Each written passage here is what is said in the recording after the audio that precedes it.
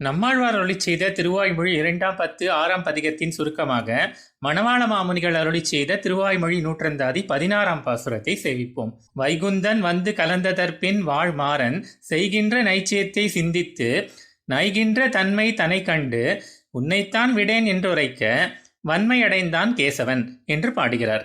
ஆடி ஆடி பதிகத்தில் ஆழ்வார் பட்ட பிரிவு துயர் அனைத்தும் தீரும்படி பரமபதநாதனான எம்பெருமான் வந்து ஆழ்வாருடன் கலந்தான். அவ்வாறு கலந்த பின் தன் துயரெல்லாம் தீர்ந்து புத்துயிர் பெற்று தன் எல்லை கடந்த மகிழ்ச்சியை ஆழ்வார் அந்தாமத்து அன்பு பதிகத்தில் அனுபவித்தார். ஆழ்வாருக்கு என்ன செய்வோம் என்று தடுமாறி நிற்பவனாய் எம்பெருமான் இருக்க எத்தனை முறை அனுபவித்தாலும் தெவிட்டாமல் நித்தமும் புதிய ரசானுபவத்தை கொடுத்து எல்லையற்ற இன்பம் அளிக்கவல்ல அமிர்தமாக உள்ளவனே என்றும் என்னுடைய எல்லை காண ஒண்ணாத தாழ்ச்சியை ஆராயாமல் என்னுள்ளே வந்து கலந்தவனே என்றும் கூறி தன்னை தாழ்த்தி கொண்டு பேசின ஆழ்வார் தன்னை விட்டு விலகி விடுவாரோ என்ற சந்தேகம் கொண்டான் எம்பெருமான்.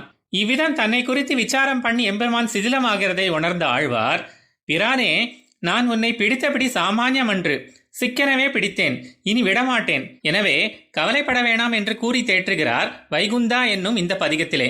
அதை கேட்ட எம்பெருமான் கவலை நீங்கி நிலை பெற்று நின்றான் என்று மாமுனிகள் கூறுகிறார். ஆழ்வார் எம்பெருமானார் ஜீயர் திருவடிகளே சரணம்.